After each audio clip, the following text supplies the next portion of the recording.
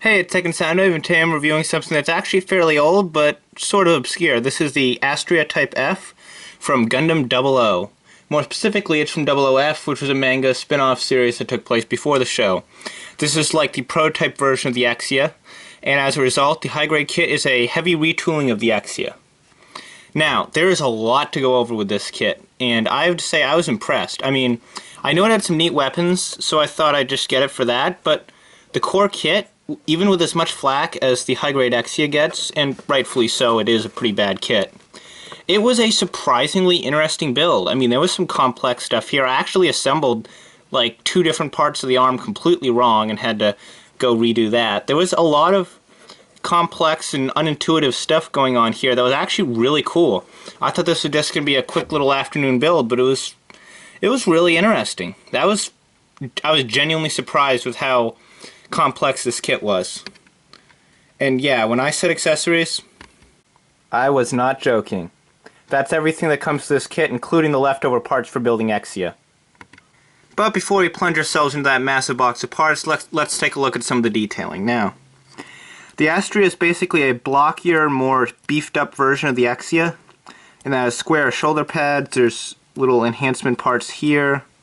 The head's more blocky, it's got a chopped off antenna. The spikes back here no longer fold down, but they are significantly longer. He's got these extra condensers on the limbs. The butt skirt's much more clunky and rudimentary looking. The drive is totally different. It no longer looks like a GN drive. The legs have those same pieces there, although the legs are pretty much the same as the Astraea. I mean, as the Exia. Hip skirt's new. That front section's new. But a lot of this is carried over, but it's different enough in appearance from the Exia that I actually kind of want to build an Exia now, because these guys would look great together. Now, while the build of this kit was cool, its weakest point is definitely its articulation. The head goes down about that far, up this far, but it can't really move to the side all that much because of how much there is around it. The shoulders have a internal joint, and this piece sort of loosely flops around it. And that is a bit of a problem where those tend to fall off. There's no polycap in there like there is on some later kits. It relies on the ABS, which is actually not very good quality ABS on this kit. Shoulder only goes up that far, which is quite frankly abysmal. It rotates fully, but it swivels here, and I had the elbows assembled wrong when I first built this, because the elbows literally would only go this far. And I was like, wait a minute, why are they bending 90 degrees back? And then I finally realized that I had the upper arm completely backwards, and now they bend an okay amount. This is acceptable for a kid of this age. You have to remember that while this came out in 2010, the original base mold Exia came out in 2007, which is just before the sort of Gundam renaissance or innovation, or whatever you want to call it, where they actually started putting some serious effort into engineering these in a manner that really is just mind-blowing. But anyway, a straight peg at the waist, no ball joint of any kind, just swivel. Hip skirts I didn't actually separate, they just kind of broke apart when I put them together, but they now do go separately. The waist back there, you're familiar probably with these sort of swing side-to-side hips that like the Unicorn Gundam has. And you're probably familiar with the tipping hips that the Build Burning has, but this kit has both because there's a ball joint in there, so it can do all sorts of stuff. Which is good because the hip joints in their own, absolutely rubbish. That's as far out as you can take them. And it kind of helps to do that. Swiveling, you aren't getting much of anything. Backwards is okay. Forward is still okay. Knee is fantastic. It can completely double up on itself. And the ankles are great. I mean, they have a good range of side movement. And they have a lot of forward movement, and a good bit of back, and some good back movement. But all that lower body articulation is kind of wasted on the hip design, which is a bit of a shame. He does have enough articulation to pull the beam sabers out of his butt skirt, though, so that's kind of cool. Speaking of beam sabers, this kit includes 4 of them. There's the 2 handles stored here, which you can remove. You get an additional 2 handles left over from the Exia with blades, and you do get full proper blades this time with this kit. So you get 2 of those, and you get the original, quote, toothpick beam saber that the Exia came with. This was originally all white, since this kit's red now, though it's all red. And it actually kind of looks like a beam saber now. I mean, it's still just a single chunk of plastic. But, I don't know, I might try to do something with this, maybe paint it silver and make it like some sort of lance, or maybe cut it down to a knife or something. I don't know, I'm gonna experiment with that, see what I can do with it. Now moving on with the accessories, we got the most basic one, which is the shield. It's just basically a blunted off version of the Exia's shield. And you can take it and you just plug it into that slot in the top of his arm. And there you go. It's a shield. Big deal. It's not that impressive, actually. Now his next weapon, the Proto-GN sword, does actually take a little bit of doing to get it on his arm. First you need to take this connector and stick it in here. It tips in that same slot like that. Then you take this Y-shaped piece and clip it over the side of the arm, mounting it on that connector. Like that. Which actually looks kind of cool. I will admit, that looks pretty neat. And then finally, you take the Proto-GN sword itself and you stick it on back here. And it sort of stores rather conspicuously on his arm. But obviously it's not much of a sword in a storage position, so what you do is you just flip it out, and as you're flipping it out you sort of dig out this handle and line it up with his hand and just swing the whole thing in together. And there you have the Proto-GN sword. Now it is obviously different from Exia's GN sword. It's underslung and a lot shorter. I kind of like it. It looks sort of like a jackknife, and it's a fitting weapon for this sort of burly, hulky sort of proto-suit. I think it looks really good with it. The next to the Astraea's weapons is a pretty basic sort of beam machine gun. It's neat, you know, it's not the most impressive thing, but the stock does clip into his arm, which makes it a little sturdier to hold, which is nice. You also get a rather awesome looking rocket launcher. It actually has some articulation. You can swing the handle back and forth. And this piece back here tips down and swivels. And why? Well, because you can remove this shoulder spike and then attach the butt of the missile launcher right down into that slot where it used to be. Now at this point you can swivel it, you can swing his hand under to grab a hold of it, or if you want to be ridiculous you can actually flip it down and store it against his chest. It's a little funky looking, but it is an option. It also means he can operate it hands-free and have another weapon in this hand, or like I said, you could just stick his hand in there and have him holding on to his rocket launcher. Next up is the GN hammer, which is obviously not a hammer but a mace. It is a very cool looking mace. I love the translucent green parts used for the spikes. And it can be a handheld weapon like this, or you can separate the two halves and then take this piece of wire included and drop it down to there and let it sort of wedge down to that slot.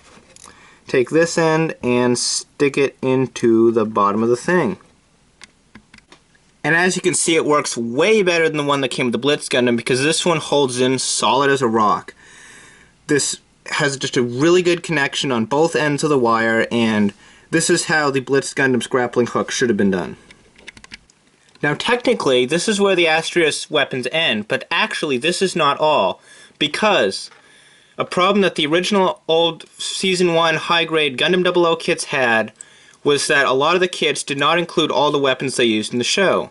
The Dynamez was missing its handguns, the Curios was missing its missile launcher, and the GNX/Ahead, I can't remember which one used it, I think it was the Ahead, was missing its bazooka. Well, the Astraea Type F solves all of these problems.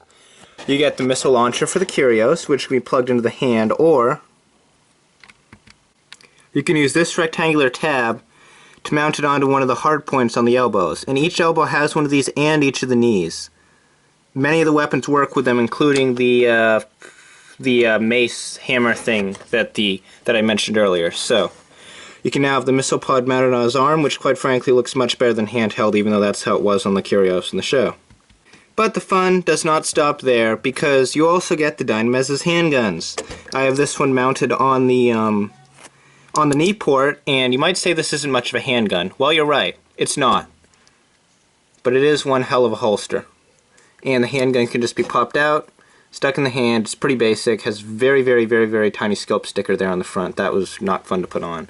But you get a pair of those, one for each side, so pretty cool, and I love the way they fit into the holster. It's a very nice tight connection. But the head/GNX bazooka has to be my favorite of the weapons out of this kit. You do have to pop the hand apart to get it in, but once it's in there you can adjust the length of the stock so that it fits over the shoulder, which is a great idea. I wish more bazookas did that. And on this side there's actually a little side handle, so if you want to have them holding it with both hands, you can. I personally think this is one of the cooler weapons out of the kit. Now, if that's all there was to this kit, I would have a pretty high opinion of it, but it is not all it is to it. This isn't just the Astraea Type F, this is also able to be converted into the Astraea Type F2. First step is to remove the crest. This can be a bit difficult to get out, but if you just pull up on it slightly, it does come off. You then attach the Astraea Type F2 crest, which is longer, pointier, and there's supposed to be yellow on there, but I didn't want to put on the stickers because I'm going to paint it eventually. Just know that it comes in all red plastic. So there's the first part of the transformation.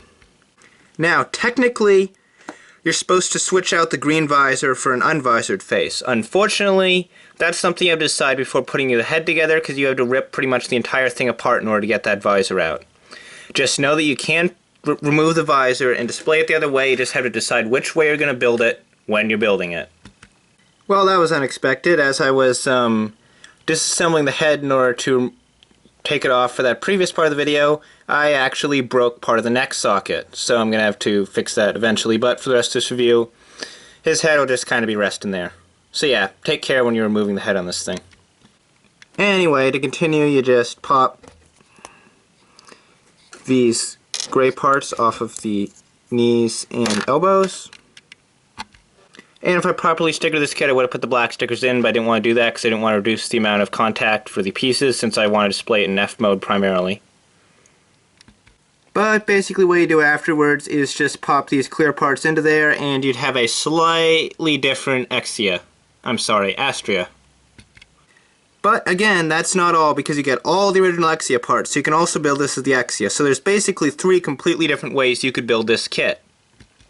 And that includes the weapons. So you get the original Exia's shield, the original Exia's GN sword, and the original Exia's GN long and GN short swords. You also get a pair of connectors to attach the hip, which used to be used to attach the long and short swords on the Exia.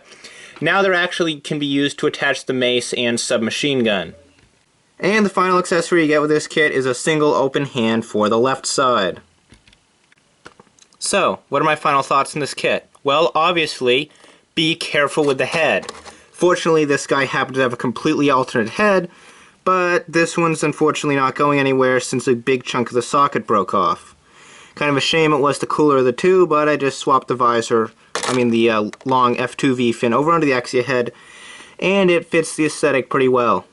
So, final thoughts on the figure? Well, you get a lot of weapons, and there is a lot of bang for your buck in this kit. This kit doesn't cost any more than any other average-sized high grade, and I cannot recommend it enough.